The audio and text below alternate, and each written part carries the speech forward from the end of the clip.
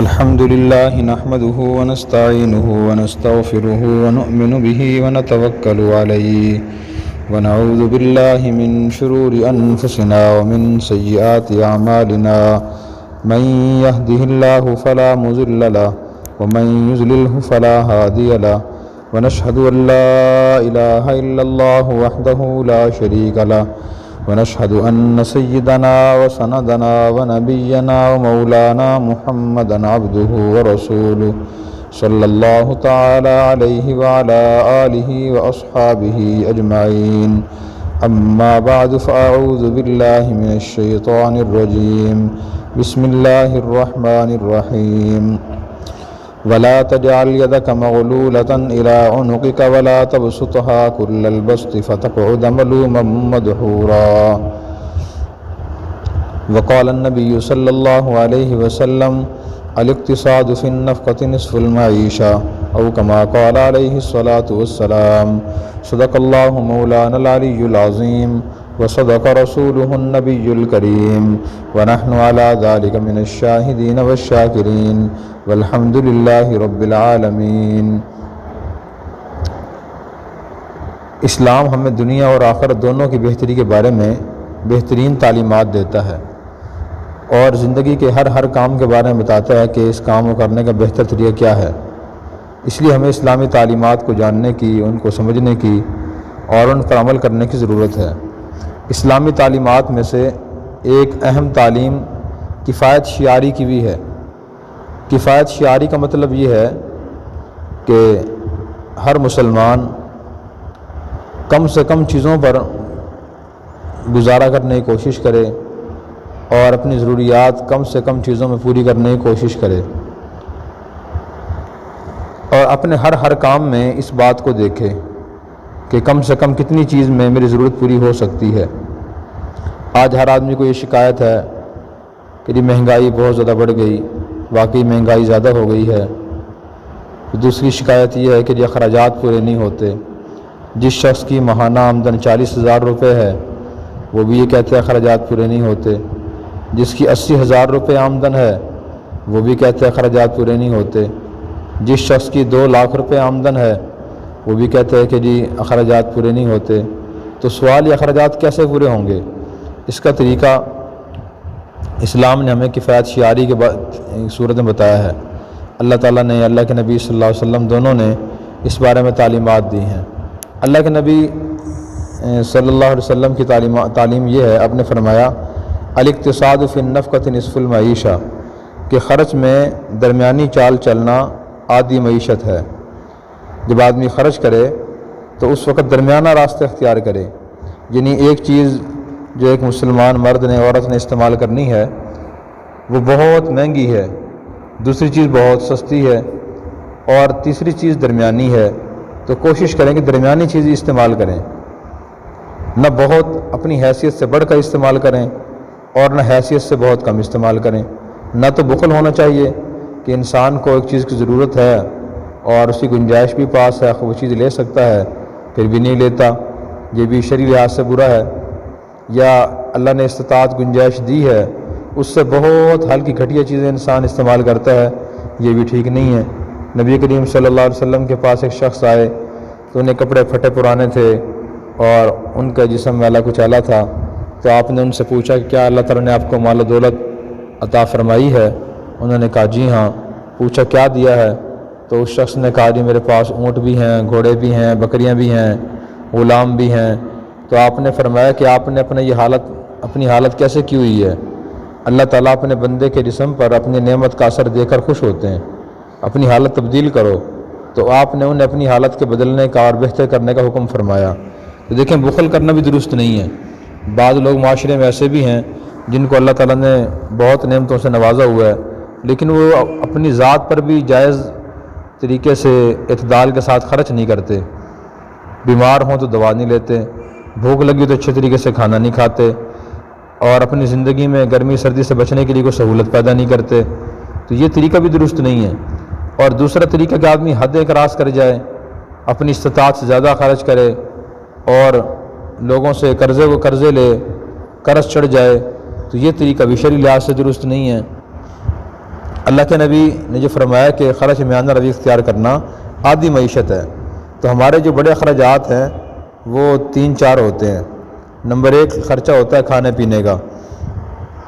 ہر انسان کو زندگی کے آخری سانس تک خوراک کی ضرورت ہوتی ہے، تو اس میں اچھا خرچ کرنا چاہیے اپنی استطاعت کے مطابق۔ قرآن کریم میں اللہ نے فرمایا یا ایھا الرسل کلوا من الطیبات واعملوا صالحا، اے رسولو اچھی اور عمدہ چیزیں کھاؤ اور نیک عمل کرو۔ تو انسان چیز اچھی استعمال کرے، خواہ کم مقدار میں تھوڑی مقدار میں استعمال کر لے، لیکن اچھی چیز کھانی چاہیے۔ اور پھر فرمایا کہ نیک عمل کرو۔ ایک تو خرچ میں کھانے میں میانہ روی ہونی چاہیے۔ اتنا زیادہ کھانا، بہت زیادہ بے تحاشا کھانا، جس طبیعت خراب ہو جائے، کولیسٹرول بڑھ جائے، موٹاپا بڑھ جائے، یورک ایسڈ بڑھ جائے، جسم پھول جائے، یہ بھی صحیح نہیں ہے۔ اکثر بیماریاں زیادہ کھانے سے ہی پیدا ہوتی ہیں، تو یہ کھانے میں فضول خرچی کرنا، حد سے بڑھنا شرعی لحاظ سے منع ہے۔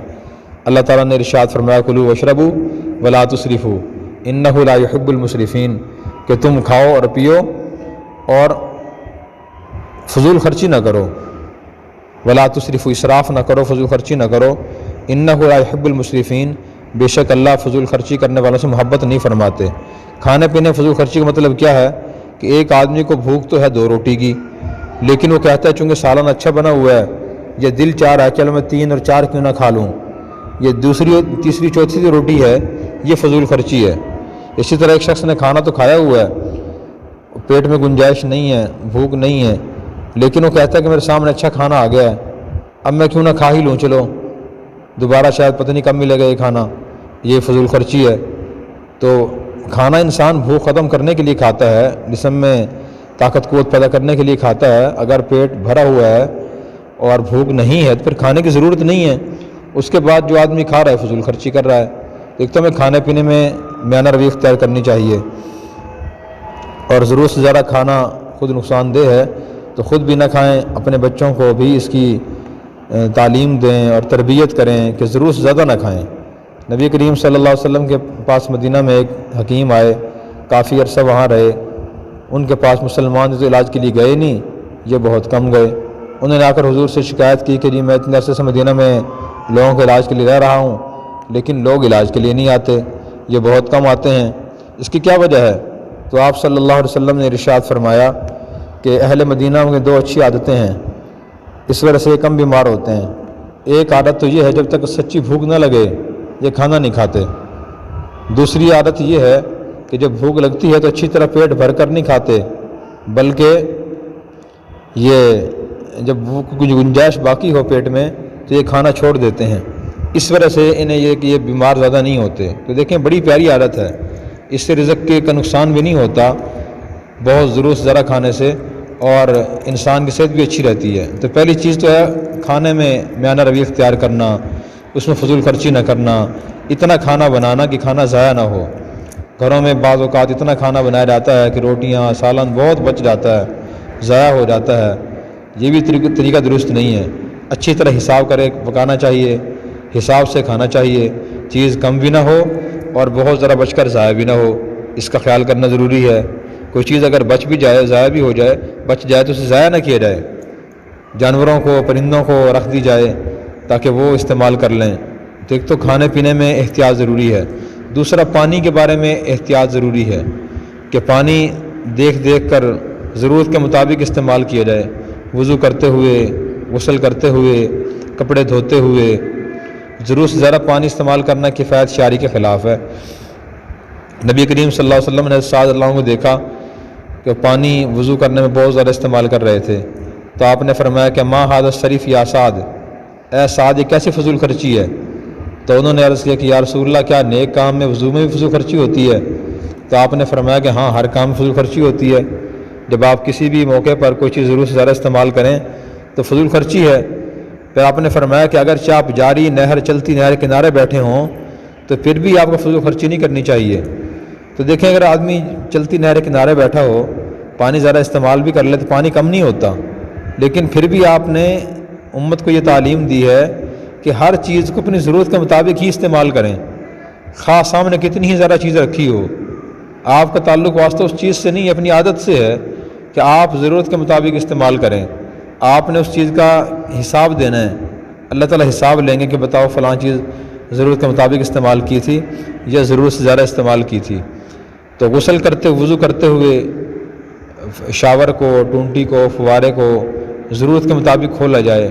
اگر ایک شخص بیٹھا ہوا ٹوتھ پیسٹ کر رہا ہے یا مسواک کر رہا ہے یا غسل کرتے ہوئے صابن جسم پر لگا رہا ہے تو وہ پانی بند کر دے، جب پانی کی ضرورت ہو پھر کھولے۔ اور جب پانی کی ضرورت ہو تو بعض لوگوں کی عادت جب تک شاور، فوارہ، ٹونٹی مکمل اچھی طرح پوری نہیں کھول لیتے اس وقت تک وضو شروع نہیں کرتے، غسل شروع نہیں کرتے، تو یہ طریقہ بھی غلط ہے۔ آدھی سے آدھی ٹونٹی اگر انسان کھول کر وضو کرے تو بہت اچھا وضو ہو جاتا ہے۔ نبی کریم صلی اللہ علیہ وسلم کے بارے میں حدیث میں آتا ہے کہ آپ صلی اللہ علیہ وسلم تقریباً 2 مد یا 3 مد سے وضو غسل فرما لیا کرتے تھے، یعنی 2-3 کلو پانی سے آپ صلی اللہ علیہ وسلم پورا غسل فرما لیتے تھے۔ غسل کا ہو بھی سکتا ہے ایسے، تو اس میں ہم بچت کرنے کی کوشش کریں۔ اسی طرح بجلی کو ہم احتیاط سے استعمال کریں۔ بجلی میں احتیاط کا مطلب یہ ہے کہ جتنی ضرورت، جتنی لائٹ، جتنے پنکھوں کو چلانے کی ضرورت ہے اتنے ہی ہم چلائیں، تاکہ اپنے لیے، قوم کے لیے بجلی بچ سکے اور وہ ضائع نہ ہو، اور بجلی کا بل مناسب آئے، ضرورت سے زیادہ بجلی استعمال نہ ہو۔ اگر گھر میں 3-4 افراد بیٹھے ہیں تو وہ کوشش کریں کہ ایک پنکھے کے نیچے بیٹھ جائیں، ایک اے سی کی چلا کر بیٹھ جائیں۔ 3 اے سی 3 آدمیوں کے لیے، 3 پنکھے 3 آدمیوں کے لیے چلانا یہ بھی فضول خرچی ہے بغیر ضرورت۔ اگر ایسا ہو تو اگر ان کو اکٹھا بیٹھنا ممنوع نہیں ہے اور علیحدہ بیٹھنا کوئی ضروری نہیں ہے تو کوشش کریں کہ سب اکٹھے بیٹھ جائیں۔ تو بجلی میں، پانی میں، کھانے پینے میں درمیانی چال، اسی طرح لباس پہننے میں، کپڑا خریدنا ہے اس میں اپنی استطاعت کے مطابق کپڑا خریدا جائے جتنی گنجائش ہے، اور اس کے مطابق اسے پہنا جائے۔ عام طور پر لوگوں کا ذہن یہ بنا ہوا ہے کہ جی کپڑا ایسا پہنو کہ لوگ دیکھ کر تعریف کریں، لوگوں کو اچھا لگے، لوگ بڑا آدمی سمجھیں کہ یہ بڑا آدمی ہے، بڑی عورت ہے جو بہت قیمتی لباس پہنتا ہے۔ تو شریعت کی روشنی میں یہ نیت تو غلط ہے۔ نبی کریم صلی اللہ علیہ وسلم نے ارشاد فرمایا، من لبس ثوب شہرۃ البسہ اللہ ثوب مذلۃ یوم القیامہ، کہ جو مرد یا عورت شہرت اور دکھاوے کی نیت سے لباس پہنے گا اللہ تعالیٰ قیامت کے دن اس کو ذلت کا لباس پہنائیں گے۔ اس لیے لوگوں کو دکھانے کے لیے لباس نہیں پہننا چاہیے، بلکہ اس نیت اور اس بنیاد پہ لباس پہننا چاہیے کہ مجھے کون سا کپڑا اچھا لگتا ہے اور میرے لیے کون سا کپڑا زیادہ آرام دہ ہے، پرسکون ہے۔ تو جب انسان یوں سوچتا ہے تو پھر اپنی استطاعت کے مطابق کپڑا خریدتا ہے، اور جب لوگوں کو دکھانے کے لیے خریدتا ہے پھر بعض اوقات اپنی گنجائش زیادہ بھی خرید لیتا ہے کہ جو میری گنجائش ہے اس میں کپڑا ہلکا آئے گا، درمیانہ آئے گا، لیکن میں نے چونکہ لوگوں کو دکھانا ہے، لوگ اس پہ تعریف نہیں کریں گے تو مجھے بہت مہنگا لینا چاہیے۔ آج معاشرے میں بہت سے لوگ اس وجہ سے پریشان ہیں، ان پر قرض چڑھے ہوئے ہیں، اور قرض اس لیے چڑھا ہوا ہے کہ اپنی ضرورت سے زیادہ، اپنی استطاعت سے زیادہ خرچ کرتے ہیں۔ تو اس طرح کپڑے میں بھی فضول خرچی نہیں کرنی چاہیے، کپڑے میں فضول خرچی کرنا یہ بھی شرعی لحاظ سے منع ہے۔ یہ مسئلہ خود بھی اپنے ذہن نشین کرنا ضروری ہے، اور اپنے تمام تعلق والے مردوں کو، عورتوں کو بتانا ضروری ہے کہ جسم کو چھپانے کی نیت سے اور جو خود کو اچھا لگے اپنا کپڑا پہننا چاہیے، لوگوں کے دکھاوے کی نیت سے نہیں پہننا چاہیے۔ اسی طرح خرچ کرتے ہوئے دولت کو بھی احتیاط سے خرچ کرنا چاہیے کہ انسان جہاں خرچ کرنا چاہے پہلے سوچ لے کہ یہاں خرچ کرنے کی ضرورت ہے یا نہیں۔ اگر ضرورت ہو تو پھر یہ سوچے کتنا خرچ کرنے کی ضرورت ہے۔ اگر ضرورت کے مطابق خرچ کرے گا تو اخراجات پورے ہو جائیں گے۔ اللہ والوں نے یہ طریقہ ارشاد فرمایا کہ جو آدمی بھی یہ کہتا ہے میرے اخراجات پورے نہیں ہوتے، اس کا بہترین طریقہ یہ ہے کہ اپنے اخراجات کی، اپنی ضروریات کی انسان فہرست بنائے، لسٹ بنائے، لکھے سب چیزوں کو کہ گھر میں ہر ماہ، ہر ہفتے یا روزانہ اتنی چیزوں کی ضرورت ہے اور اس مقدار میں ضرورت ہے۔ ان سب چیزوں کو انسان لکھے اور اپنی لسٹ بنائے اپنی آمدن کے اندر رہتے ہوئے۔ ایک آدمی کی آمدن ماہانہ فرض کریں 50، 60، 70 ہزار روپے ہے تو وہ کوشش کرے کہ لسٹ بنائے، اپنی ضروریات کے اندر رہتے ہوئے کچھ پیسے بچ ہی جائیں، اخراجات جو ہیں وہ آمدن سے باہر نہ ہوں۔ اب آپ پوچھیں گے کہ کیسے ہو سکتا ہے؟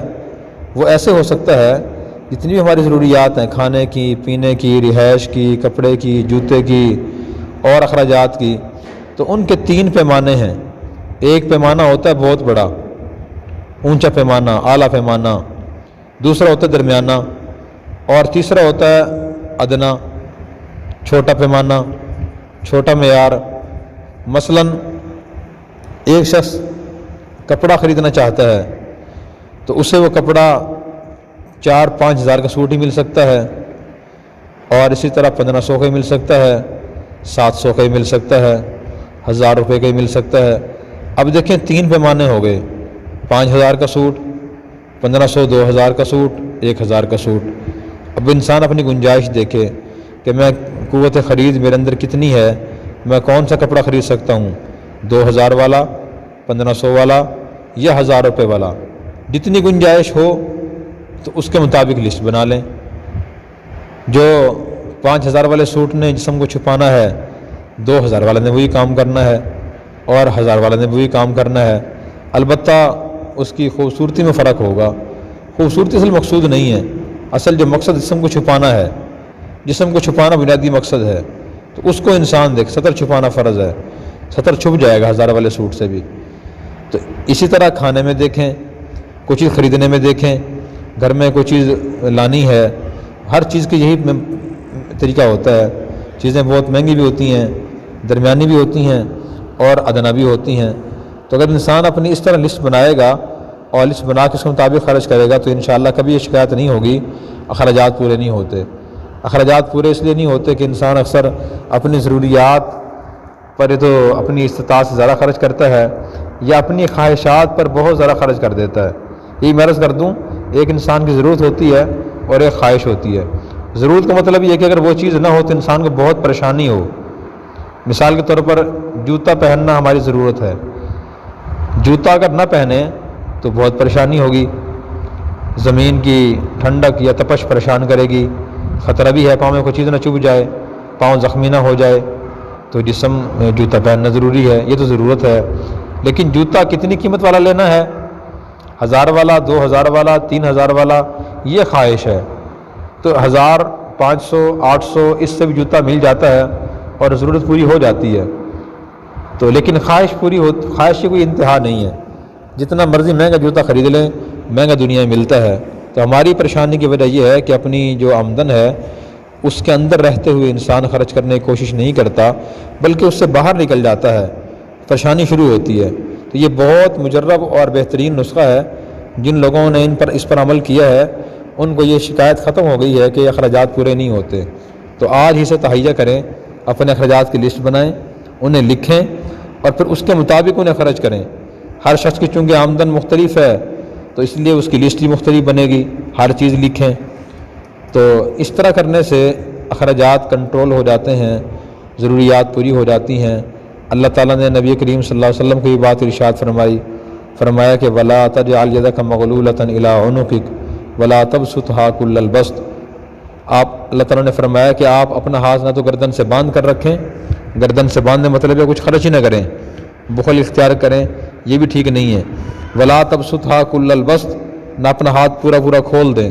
پورا کھولنے کا مطلب یہ ہے کہ جتنے پیسے آئیں آپ سارے ہی خرچ کر دیں، ساری دولت کو آج ہی خرچ کر دیں، پورا ہاتھ بھی نہ کھولیں، بلکہ درمیانی چال چلیں، اپنا بجٹ دیکھ لیں، اپنی ضروریات دیکھ لیں، اپنے اخراجات دیکھ لیں کہ میرے پاس کتنے پیسے ہیں اور ان پیسوں میں یہ پیسے میں نے کب تک خرچ کرنے ہیں، اور روزانہ کتنے خرچ کرنے ہیں، ہفتہ میں کتنے خرچ کرنے ہیں۔ جو اس طرح دیکھ کر خرچ کرے گا اس سے کبھی بھی یہ شکایت نہیں ہوگی کہ اخراجات پورے نہیں ہوتے۔ ایک اور چیز جو انسان کو فضول خرچی پر مجبور کرتی ہے وہ ہے اپنے سے اوپر اور اپنے سے زیادہ مالدار لوگوں کو دیکھ کر چلنا۔ ہر خاندان میں، محلے میں، معاشرے میں ایسا ہوتا ہے، کچھ لوگ زیادہ خوشحال ہوتے ہیں، کچھ کم خوشحال ہوتے ہیں۔ ایک بھائی کو اللہ تعالیٰ نے زیادہ نوازا ہوا ہے تو اس کے اخراجات زیادہ ہیں، اس کی چیزیں زیادہ اچھی ہوتی ہیں۔ دوسرے بہن بھائی کو اللہ نے کچھ کم نوازا ہوا ہے تو ان کی آمدن کم ہوتی ہے، تو انہیں چاہیے کہ وہ اس مالدار کو دیکھ کے نہ چلیں کہ فلاں کے جوتے ایسے ہیں، کپڑے ایسے ہیں اور لائف سٹائل زندگی کا گزارنے کا طریقہ ایسا ہے، چیزیں اس کی ایسی ہیں، اس کو دیکھ کے نہ چلے۔ اگر اس کو دیکھ کر چلے گا تو پھر ہمیشہ پریشان ہی رہے گا۔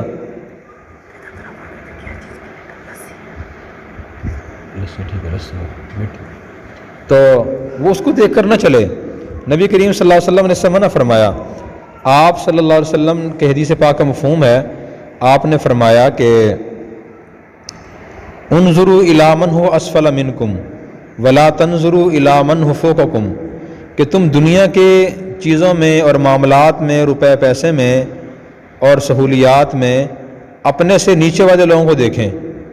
اپنے سے نیچے والے لوگوں کو دیکھنے کیا مطلب ہے کہ ایک آدمی کے پاس مکان ہے لیکن وہ 5 مرلے کا ہے، دوسرا آدمی کے پاس ذاتی مکان بھی نہیں ہے، کرائے پہ رہتا ہے، کرائے کے مکان میں۔ جو 5 مرلے کے مکان میں رہتا ہے تو وہ اس آدمی کو دیکھے جو کرائے کے مکان میں رہتا ہے، اور پھر اگر اس طرح دیکھے گا اس کو شکر ادا کرنے کی توفیق ہوگی کہ شکر ہم کرائے سے بچے ہوئے ہیں، اللہ نے اپنا گھر عطا فرمایا ہوا ہے اور اپنا گھر ہے، ہمیں اس لحاظ سے کوئی پریشانی نہیں ہے کہ کرایہ مالک مکان کہے کہ مکان خالی کر دیں، کرایہ بڑھا دے، ہمیں یہاں سے اٹھا دے، یہ پریشانی نہیں ہے۔ اس طرح دیکھے گا شکر ادا کرنے کی توفیق ہوگی۔ اگر یہ شخص اپنے سے دیکھے گا اوپر والے کو، اس کو دیکھے گا جس کا مکان 10 مرلے کا ہے، کنال کا ہے، کہے گا اس کے پاس تو ایک کنال کا مکان ہے، 10 مرلے کا مکان ہے، میرا مکان صرف 5 مرلے کا ہے، تو یہ مرد ہے یا عورت ہے، پریشان ہوگا۔ اسی طرح اگر ایک شخص کے پاس سواری موٹر سائیکل کی شکل میں ہے تو وہ سائیکل والے کو دیکھے، یہ اس کو دیکھے اور سوچے جس کے پاس سائیکل بھی نہیں ہے، تو اسے پھر شکر ادا کرنے کی توفیق ہوگی کہ مجھے اللہ تعالیٰ نے موٹر سائیکل جیسی سواری تو عطا فرمائی ہے، جس وقت دل چاہتا ہے کہ میں سٹارٹ کر کے کہیں آسانی سے آ جا سکتا ہوں۔ جس کے پاس موٹر سائیکل نہیں ہے یہ اور سائیکل بھی نہیں ہے، اس کے لیے بڑی پریشانی ہے۔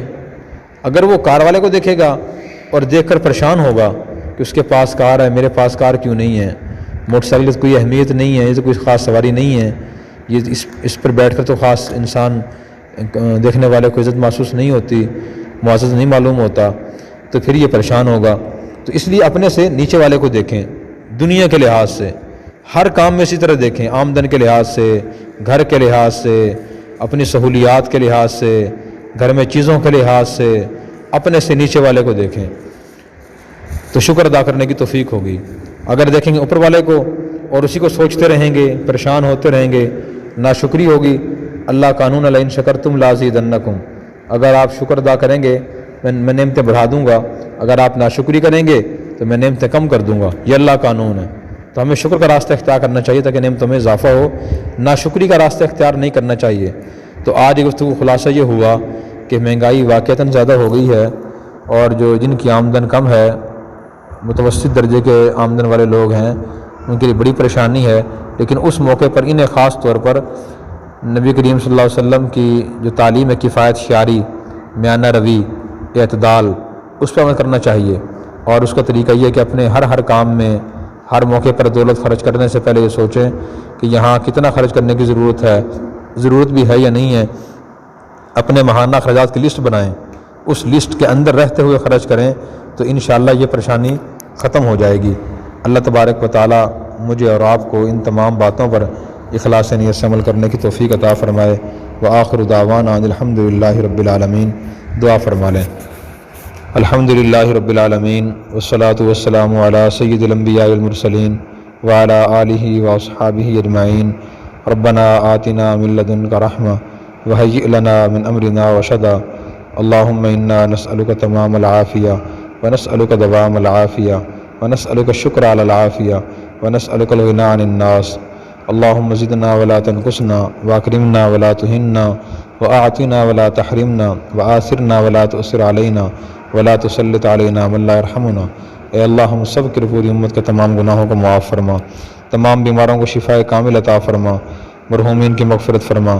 جو خواتین مرد و حضرات بیان سننے کے لیے آئے ہیں، یا اللہ جیسے آپ نے ہمیں یہاں بیٹھ کر بیان کہنے سننے کی توفیق عطا فرمائی، یا اللہ ہمیں اس پہ عمل کرنے کی توفیق عطا فرما، ہمیں کفایت شعاری اور میانہ روی اختیار کرنے کی توفیق عطا فرما۔ جو مسلمان تنگ دست ہیں انہیں خوشحال فرما، جو مسلمان بے روزگار ہیں انہیں حلال وسعت اور آسانی والا روزگار عطا فرما۔ اے اللہ اے اللہ ہم سب کی اور پوری امت کی تمام مشکلات آسان فرما، تمام جائز حاجات اور ضروریات اپنے خزانہ غیب سے پوری فرما، ہمیں ذلت اور قلت سے محفوظ فرما، پوری امت میں اتفاق اور اتحاد پیدا فرما، ہمیں اچھا اخلاق اپنانے کی توفیق عطا فرما، بد اخلاقیاں چھوڑنے کی توفیق عطا فرما۔ اے اللہ ہمارے والدین کی مغفرت فرما، پوری تمام مرحومین کی مغفرت فرما، پوری امت کی مغفرت فرما، والدین کو اعلیٰ علیین مقام عطا فرما۔ اے اللہ مرتے دم تک ہمیں دین اسلام پر استقامت عطا فرما، مرتے وقت کلمہ طیبہ نصیب فرما۔ صلی اللہ تعالیٰ علی خیر خلقہ سیدنا و مولانا محمد وعلی آلہ و اصحابہ اجمعین برحمتک یا ارحم الراحمین۔ Subscribe now and press the bell icon. Never miss an update.